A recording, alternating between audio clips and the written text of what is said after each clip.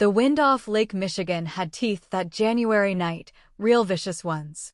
I stepped out of the terminal at O'Hare at 10:15, dragging a suitcase stuffed with sample presentation boards from a week-long design conference in Seattle. My throat was raw. My head felt like someone had packed it with wet concrete. I'd been fighting this flu for 3 days straight and losing badly, and all I wanted was to get home, take 2 Advil, and sleep until Tuesday. What I didn't expect was to see Reed's silver Lexus already idling at the arrival's curb. My chest did that embarrassing flutter. We'd been married 4 years, and sometimes he still surprised me. I actually smiled walking toward the car. He must have pulled up my flight information and decided to come early. That was the Reed from year one, the attentive one, the one who always had a water bottle ready in the cup holder because he knew I hated airports. The trunk didn't pop. The hazard lights didn't flash. The window rolled down maybe 3 inches. "Reed," I moved closer, dragging my bag through a thin skin of slush. "Hey, I didn't even text you. How did you know I landed?" He was already on his phone, not looking at me. His voice came out flat, like he was declining a meeting invitation. "I can't take you home. Something came up with the Kessler account. Patterson called an emergency. I have to be downtown in 20 minutes. I stood there in the blowing snow and tried to parse that. "It's 10:30 at night. I know what time it is, Audrey." His eyes cut to me for exactly 1 second, not irritation, calculation, like he was managing a situation, not talking to his wife. "There's a rideshare pickup lane on level 2. I'll Venmo you for the fare." That was when I noticed the scarf. It was draped over the headrest of the passenger seat. Ivory silk printed with tiny red flowers, delicate, deliberately feminine. I had never owned anything like it. I ran cold all winter and lived in chunky knits, and it certainly hadn't been there when I'd borrowed Reed's car 3 weeks earlier to take equipment to a client, because I'd set my coffee in that cup holder and remembered the seat being completely bare. "Reed, whose scarf is that?" He reached over with one smooth motion and shoved it into the glove box. Not startled, not guilty, efficient, the way you'd swipe crumbs off a counter right before company arrived. "It's my mother's. She left it last week." "Audrey, I really have to go." The window went up. The Lexus pulled forward. The rear wheel caught a puddle of gray slush at the curb's edge and sent a sheet of freezing water directly into my coat. My good charcoal wool coat, the one I'd saved 3 months to buy. I watched the tail lights disappear into the traffic loop and stood there on the curb, in the blowing snow, soaking wet, running what I estimated was a 102 degrees fever, with $43 in my wallet and a phone showing 3% battery. I made it back inside to a charging kiosk near baggage claim. My hands were shaking so badly it took 4 tries to seat the cable. A Chicago Department of Aviation employee behind the counter saw me struggling and waved me around to use the landline mounted on the wall. An actual corded phone, which I hadn't seen since probably 2007. I called Pam's number from memory. She answered on the second ring. I told her where I was. She said 2 words, "Don't move."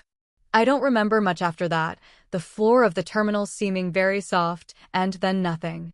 Pam told me later that I was already slumped against the kiosk wall when she arrived. The paramedic said the flu had developed into pneumonia somewhere over the Rockies, and my body had simply stopped informing me about it. She got me to Northwestern Memorial, and I spent 4 days there before she moved me to her apartment in Wicker Park to finish recovering. 10 days passed. I know because Pam kept a tally on the she used for her meal prep schedule. Every morning she'd add 1 more hash mark, and then she'd hold up my phone and show me the call log without saying a word. 0 missed calls from Reed. Not 1 voicemail. Not a single text asking whether my flight had landed. Nothing. 10 days of silence while I was in a hospital bed and then on Pam's couch with a pulse ox monitor clipped to my finger, and the man I had shared a home with for 4 years had not picked up his phone once. On the morning of day 11, I sat up on my own and asked for coffee instead of broth. Pam made the coffee and set my phone on the kitchen table in front of me without comment, and I looked at that empty screen for a long time. I thought about the silk scarf. I thought about how quickly his hand had moved it. Not flinching, not scrambling, just covering the situation the way someone covers a habit they've had for a while. He'd rehearsed that gesture. I didn't call him. I wanted to see how long it would take. That same evening, Reed's Lexus pulled into our driveway in Elmhurst. I know because Cora texted me. She lived 4 blocks over and had been keeping eyes on things since I'd reached out from Pam's apartment, something I'll explain.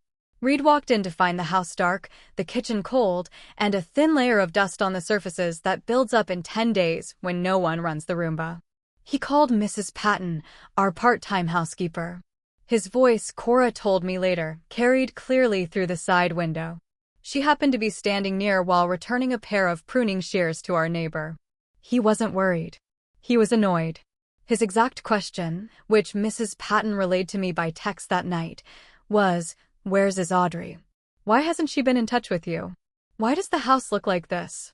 Mrs. Patton told him she hadn't seen me since before I left for Seattle, that she'd been calling to coordinate the cleaning schedule, and my phone went straight to voicemail each time. That she'd assumed Reed and I had traveled somewhere together for the holidays. Cora said she heard his voice change through the glass. That boardroom smoothness going thin and strange. He asked Mrs. Patton to say that again. She did. I should tell you about Cora. She was Reed's half-sister. His father's daughter from a relationship before he married Roberta. Reed's family had treated Cora's mother like an inconvenient footnote their entire lives. And when Reed's father died 3 years ago, Reed had managed the estate in a way that left Cora with next to nothing, despite what the will clearly specified. She'd fought it. The legal fees had nearly matched the settlement. She'd moved on, but she had cataloged everything. She messaged me on day 4 of my recovery. Said she'd been watching Reed for 2 years and believed I deserved to see what she'd found. We met at a coffee shop on Milwaukee Avenue the first morning I was strong enough to take the L. She pushed a manila envelope across the table. Inside, 18 months of statements from a secondary business account Reed had opened in the name of a shell company I'd never heard of. Regular payments to a luxury building on North Michigan Avenue called the Ashton. Monthly amounts consistent since before our last anniversary. A $4,100 charge at a jeweler in River North. A $2,600 charge at Nordstrom. Same week I'd been stretching our household budget to cover a roof repair he'd said we couldn't afford to finance. The Ashton was 11 minutes from Reed's office. I went on a Saturday morning in February wearing a knit cap pulled low and the oversized parka I saved for grocery runs. I'd found a key card in the inner pocket of Reed's old North Face weeks earlier. Assumed it was a parking structure card for the firm. Now I understood. The card worked on the elevator. It worked on the door of Unit 1108. The apartment smelled like something expensive floral. The walls were white. The furniture was blush pink and bone, new, deliberate, everything chosen by someone with very specific taste. On the wall beside the dining table, photographs. Reed and a young woman with long auburn hair and a wide practiced smile. Reed laughing. Reed with his arm around her waist at a restaurant I recognized in the West Loop. Reed looking more relaxed than I had seen him in years. On the coffee table, a baby name book bristling with sticky notes in Reed's handwriting. On the kitchen counter, a letter from an OB/GYN confirming an appointment for 17 weeks gestation. The name on the letterhead was Giselle Hartley. I photographed everything. My hands were steady. I was a little surprised by that. I think somewhere between the airport curb and Pam's whiteboard, the part of me that was still hoping to be wrong had quietly stepped aside. I was in the bedroom when I heard the elevator open in the hallway outside. I had maybe 4 seconds. I moved to the closet, pulled the door almost shut, and stood very still in the dark between 2 garment bags. My heartbeat was loud enough that I was certain it would carry through the door. Giselle came in first, talking about wanting Thai food. Reed followed, his voice doing something it hadn't done with me in a long time, warm, unhurried, indulgent. They settled into the living room with the ease of people who had done this hundreds of times. Then her voice went serious. "Reed, I'm 4 months along. I need to actually know what the plan is." He sat down next to her. I could see the edge of them through the sliver of space at the closet door. He took her hand. His voice shifted into his negotiation register, calm, measured, the one that sounds like reassurance, but is actually just a slower form of pressure. "I'm working on it," he said. "The problem is the house and the retirement accounts. If I hand her divorce papers right now, Illinois law splits everything 50/50ths. I've been restructuring. There's a property in Scottsdale I transferred into my mother's name last month, and I'm running the development division at a paper loss until this is settled. By the time it's finalized, there won't be much left to divide. Giselle made a satisfied sound. And she walks away with? She asked. Enough to cover a year somewhere cheap, Reed said. Maybe $120,000. I'll frame it as a generous gesture. I pressed my thumbnail into my palm until the pain cleared my head. $120,000 for 4 years. For every dinner party, every work trip I'd rescheduled, every budget I'd managed so carefully while he apparently maintained a separate apartment and a separate life 11 minutes from his office. I recorded every word. I left when they went to the kitchen to order food. I took the stairs all the way to the parking level. I sat in my car for several minutes before I could make myself start it. That night I called Douglas Reeve, a lawyer Pam had used during her own divorce, known according to her for making financial misconduct very legible to judges. I played him the recording. He listened without moving. When it ended, he set his pen down and said, "Mrs. Callahan, this is a very strong position to be starting from." He told me to do nothing yet. Play the attentive wife. Keep Reed comfortable. Wait for the right public moment to move. Reed handed me the opportunity himself 4 weeks later when he gave me $5,000 and asked me to buy a gown for Meridian Development Group's annual charity gala at the Langham. He said the board liked to see family stability during contract renewal season. He said it while looking at his calendar, not at me, and I thought, this is what I have been to him. A line item. A prop in the presentation. I spent the $5,000 on Douglas's retainer. IA dress I already owned. The gala was all crystal chandeliers and $12 canopies, and the kind of conversation that exists only at events where people feel obligated to discuss generosity while holding $200 glasses of wine. Wear 200 room with his hand on my back.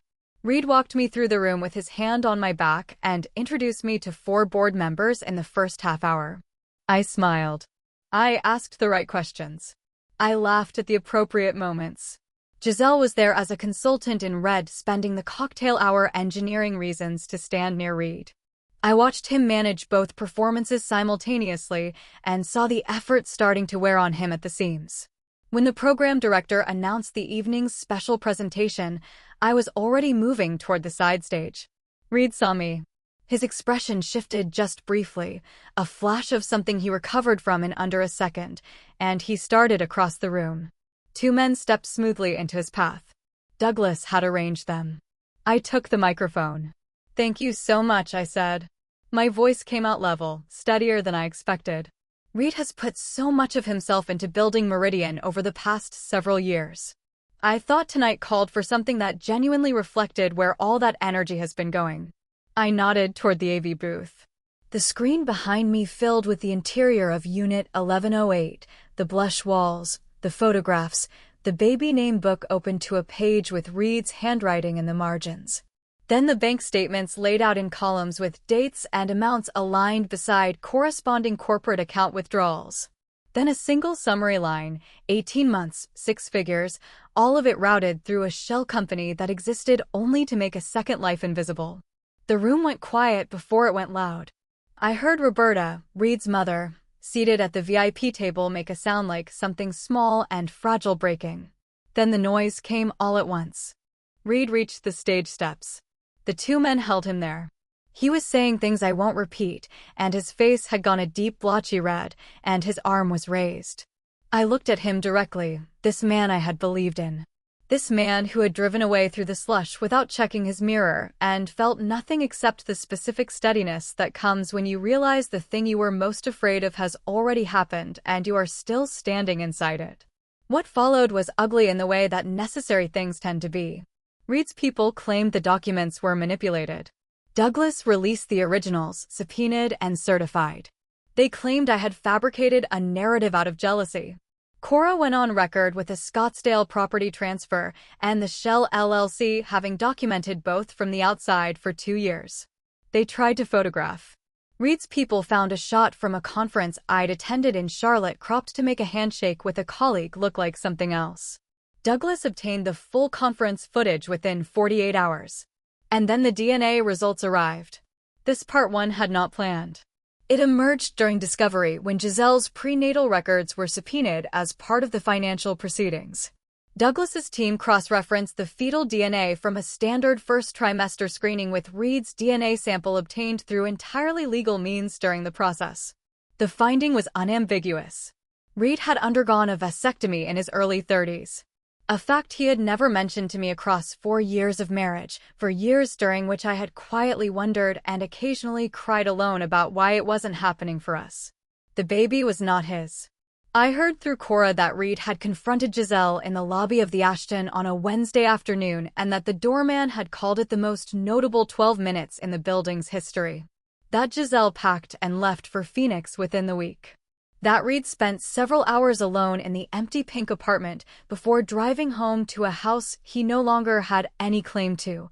I felt no pleasure about that, genuinely none. I felt the bone-deep tiredness of someone who has been carrying something heavy for a long time and has finally been allowed to set it down. The court awarded me 62% of marital assets, the Elmhurst house, and a settlement for emotional damages. The Scottsdale transfer was ruled fraudulent and reversed under Illinois statute. Reed was removed from the Meridian Board pending a financial review.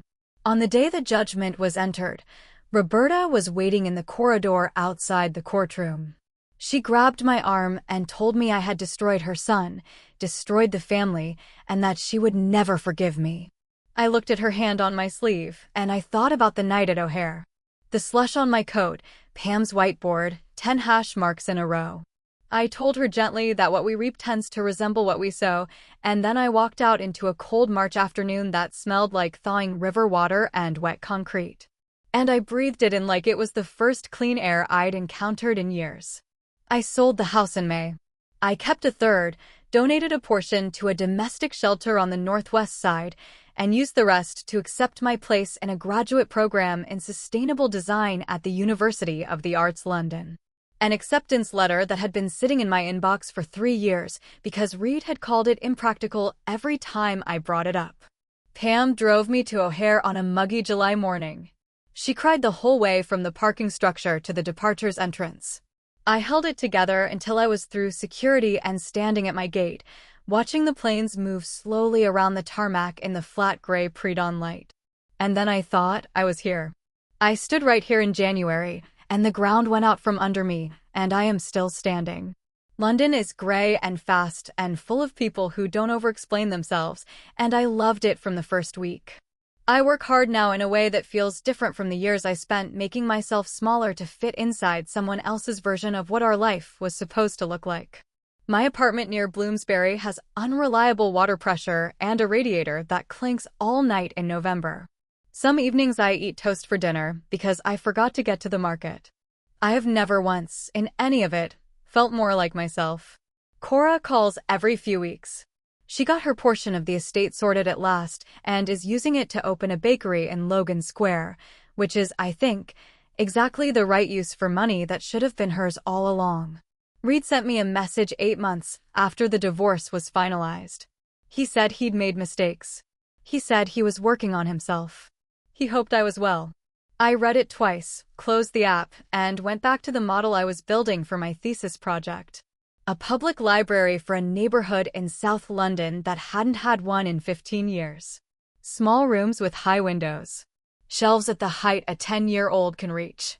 A reading courtyard in the back with enough plantings to make it feel, in spring, like something other than a city. Some things you put down and walk away from.